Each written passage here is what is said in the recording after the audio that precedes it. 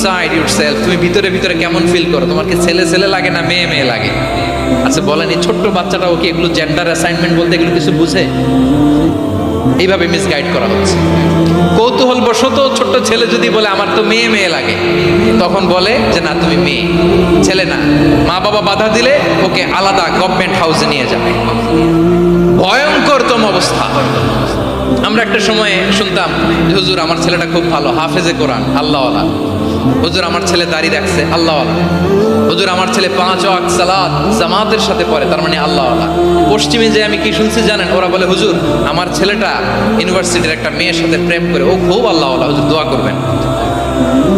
এর কারণ ওদের কাছে আল্লাহওয়ালার ক্রাইটেরিয়া হচ্ছে হুজুর আমার ছেলেটা আরেক ছেলের পছন্দ করে নাই, আমার মেয়েটা আরেক মেয়েকে ভালোবাসে নাই, এজন্য আমার ছেলেটা আল্লাহওয়ালা, হুজুর ওর জন্য একটু দোয়া করে দিয়ে। কি চ্যালেঞ্জ ওরা ফেস করতেছে। ওনার ছেলে যে আরেক ছেলেরে বিয়ে করবে না, এটাতেই উনি খুশি যে আলহামদুলিল্লাহ আমার ছেলেটা একটা মেয়েরে ভালোবাসে, আমার মেয়েটা একটা ছেলেরে ভালোবাসে, মানে এটা খুব আল্লাহওয়ালা। নাউজুবিল্লাহ পড়তে পারলেন না? এজন্য অশ্লীলতার সাথে আমাদের কোনো সম্পর্ক।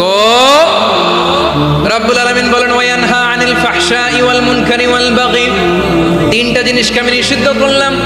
এক নাম্বার হলো ফাহশা, অশ্লীলতা। 2 নম্বরে হলো মুনকারের সমস্ত মন্দ কাজ। আপনাদের মনোযোগ আছে না? শেষ করে দিব? আর 2-1 মিনিট শুনবেন? আচ্ছা বলি তাহলে, আর 2-1 মিনিট।